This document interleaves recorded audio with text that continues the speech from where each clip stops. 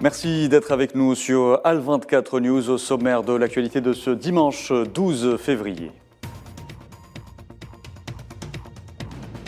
Les dirigeants arabes à pied d'œuvre au Caire pour participer aux travaux de la conférence de haut niveau de soutien à la ville d'Al-Quds. Ramtan Lamamra y représente le président algérien Abdelmadjid Tebboune.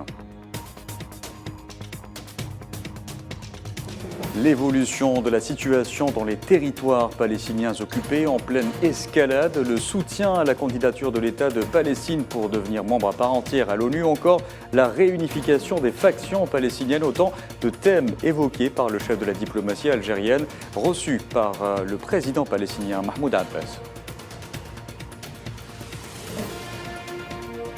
Une semaine après le séisme de magnitude 7,7 ayant secoué la Turquie et la Syrie, le bilan des victimes grimpe en flèche, plus de 30 morts selon les chiffres encore provisoires. Les secours s'activent et parviennent encore à retrouver des survivants.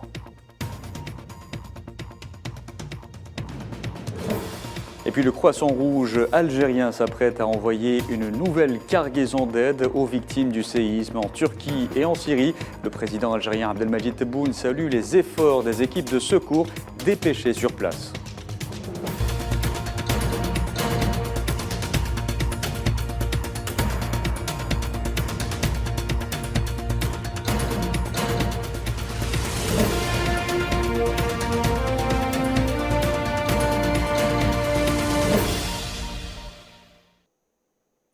Bonjour à tous. La capitale égyptienne abrite ce dimanche les travaux de la conférence de haut niveau de soutien à la ville d'Al-Quds au siège du secrétariat général de la Ligue arabe, conformément aux conclusions du sommet arabe tenu novembre dernier à Alger. Le chef de la diplomatie algérienne, Ramtan Lamamra, y représente le président algérien Abdelmadjid Tebboune en qualité de président en exercice de la Ligue arabe au niveau du sommet.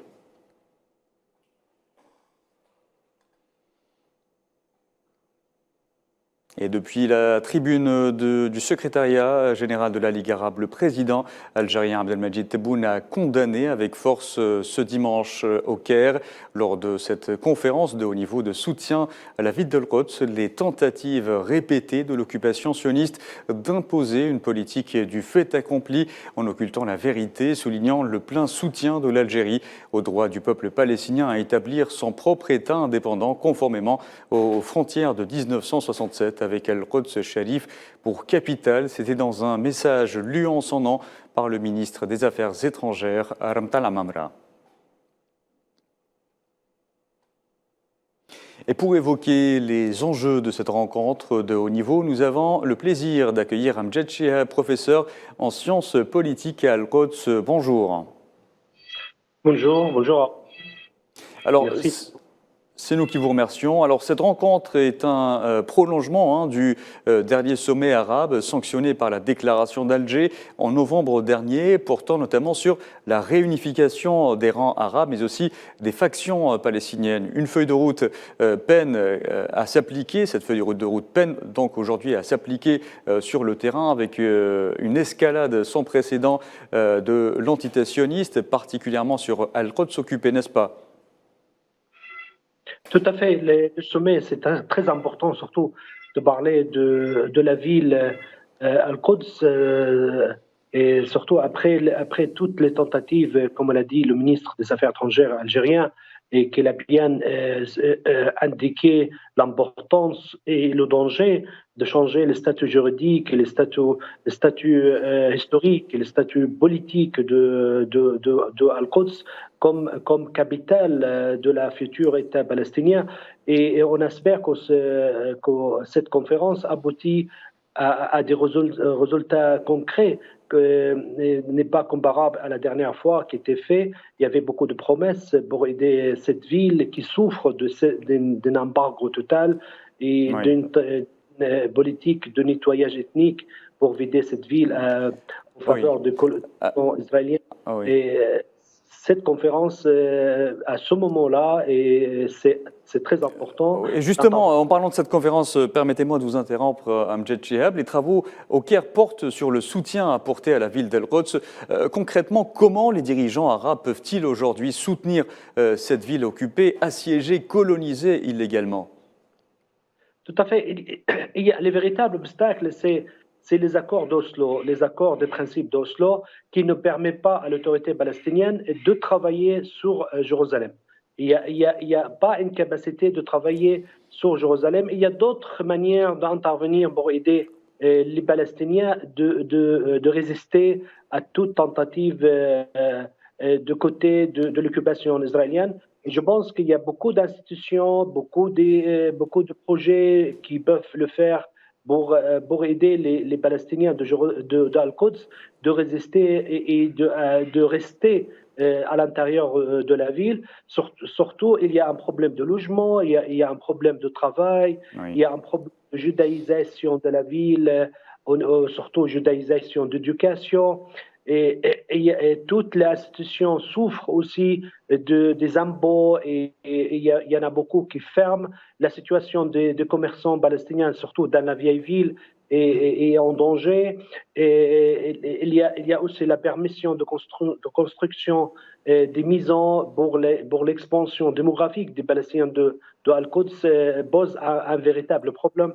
Surtout, il n'y a pas un espace aussi de faire de logement. Et il y a beaucoup de projets. Et la dernière fois qu'il y a eu une conférence au sein de la Ligue, il y a eu beaucoup de promesses, mais malheureusement, toutes ces promesses n'ont pas abouti. On espère cette fois qu'il y aura un travail concret, un travail sérieux et des promesses qui peuvent aboutir. Amjad Chehab, nous allons suivre de près cette rencontre donc, pour en savoir davantage. Amjad Chehab, merci d'avoir répondu à nos questions. Je rappelle à nos téléspectateurs que vous êtes professeur en sciences politiques à l'université d'Al-Quds occupée et au Caire. À la veille de ce sommet, le ministre algérien des Affaires étrangères, Abdallah Mamra, a été reçu par le président de l'État de Palestine, Mahmoud Abbas, à qui il a transmis un message oral du président algérien Abdelmadjid Tebboune, qui s'inscrit dans le cadre de la concertation entre les deux présidents. Les deux parties ont évoqué notamment l'évolution de la situation dans les territoires palestiniens occupés, en pleine escalade imposée par les forces d'occupation sionistes à l'encontre du peuple palestinien et ses lieux saints islamiques et chrétiens. Ils ont également abordé les efforts consentis sous l'égide du président algérien en vue de mobiliser davantage de soutien à la candidature de l'État de Palestine pour devenir membre à part entière à l'ONU.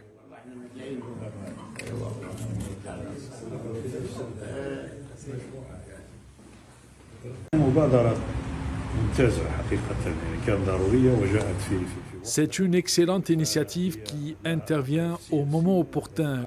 Une initiative qui a des objectifs politiques, culturels, économiques et historiques. L'Algérie sera l'un des premiers pays à soutenir cet effort qui vise à renforcer les rangs arabes islamiques pour Al-Quds et sa population.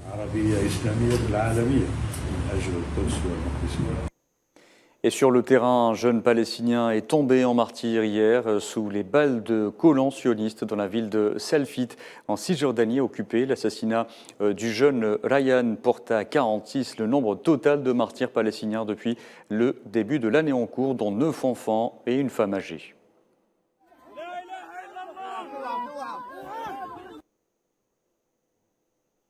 Je vous en parlais en titre, une semaine après le séisme dévastateur de magnitude 7,7 qui a secoué le sud de la Turquie et la Syrie voisine. Les secouristes redoublent d'efforts pour trouver des survivants. Même si l'espoir s'amenuise, après chaque seconde qui passe, l'on parvient toujours à extirper la vie au milieu des décombres, à l'exemple d'un bébé de 7 mois retrouvé vivant ce dimanche. Le bilan en Turquie et en Syrie, qui fait état de 30 000 morts, jusqu'ici pourrait doubler selon l'ONU. Naila Hamouda.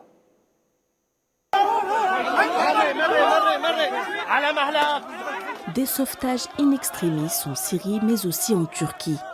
Ici, à Hatay, un bébé de 7 mois, Hamza, que l'on croyait mort, a été retrouvé vivant après 140 heures coincé sous les gravats. L'espoir de trouver des survivants s'amenuise, mais il y a parfois des miracles. Autre survivante retrouvée, une adolescente de 13 ans a été extraite des ruines, dimanche avant l'aube, dans la province d'Adiaman. Sous des températures qui frôlent les 0 degrés, des sauveteurs ont également secouru une mère et son fils, 150 heures après le séisme. Des exceptions heureuses dans un désastre dont le bilan ne cesse de s'alourdir. Plus de 30 000 morts, dont plus de 25 000 en Turquie et 5 000 en Syrie. Le bilan pourrait doubler selon l'ONU.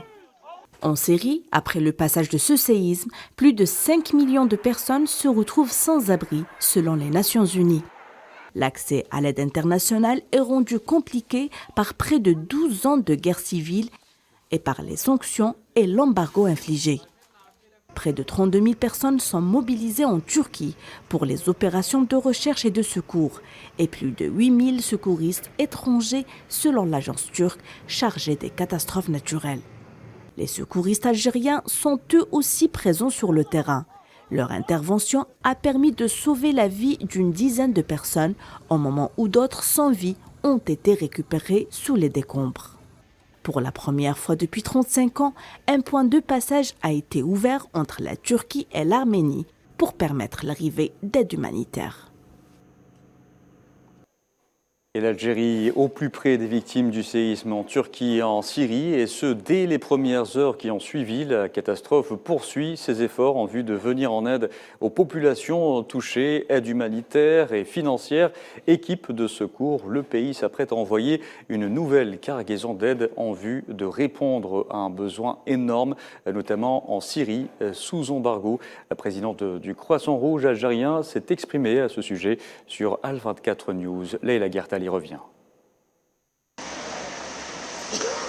Après le premier convoi d'aide humanitaire vers la Syrie, le Croissant Rouge algérien s'apprête devant la situation désastreuse des sinistrés du séisme à Alep, s'apprête donc à envoyer dans les heures qui viennent une deuxième mission humanitaire composée de denrées alimentaires, de couvertures et de matelas pour parer aux premiers besoins des survivants par les temps de froid et de neige qui règnent en ces régions d'Alep, de Hama et d'Idlib. Pour l'instant, nous sommes à 90 tonnes pour les deux pays. Nous avons des produits de première nécessité. Nous sommes en discussion avec le Croissant Rouge syrien et les autorités syriennes. On parle de lait pour enfants, de couches pour enfants et adultes, de couvertures par ces températures de moins 10 degrés, de tentes et de concentrateurs d'oxygène. Les concentrateurs d'oxygène, Le Croissant Rouge algérien a été parmi les premiers à bouger juste après le séisme vers la Syrie. L'Algérie, fidèle à ses principes, a répondu à l'appel du cœur, loin des calculs politiques. Le don de soi, une tradition chez les volontaires du Croissant Rouge algérien, présents sur le terrain sans attendre de contrepartie. J'ai intégré le Croissant Rouge algérien en 2018. Je suis très satisfait, les bénévoles sont très dynamiques et déployés sur le terrain. Ici, j'ai pu trouver des gens de bonne volonté. Les jeunes bénévoles travaillent sans attendre de contrepartie et nous apprenons beaucoup de choses au contact des anciens. La solidarité, le courage, le dévouement caractérisent le travail de chaque membre du Croissant Rouge. Deuxième convoi vers Alep. Une réponse modeste restant bien au-deçà de l'élan et du sentiment des Algériens envers leurs frères syriens sans distinction aucune. Si l'Algérie, par sa solidarité sans limite, a brisé les lois des sanctions, elle a également libéré les craintes des pays hésitants qui ont fini par suivre le chemin tracé par le Croissant Rouge algérien et s'imprégner de son exemple. Et le dévouement des équipes algériennes de secours louées par le président algérien, Abdelmadjid Tebboune, a salué hier les éléments de la protection civile se trouvant en Turquie et en Syrie pour leur participation dans les efforts de sauvetage et prise en charge des sinistrés. Le président a relevé le sourire et le bonheur qu'ils sèment dans ces pays avec professionnalisme et héroïsme.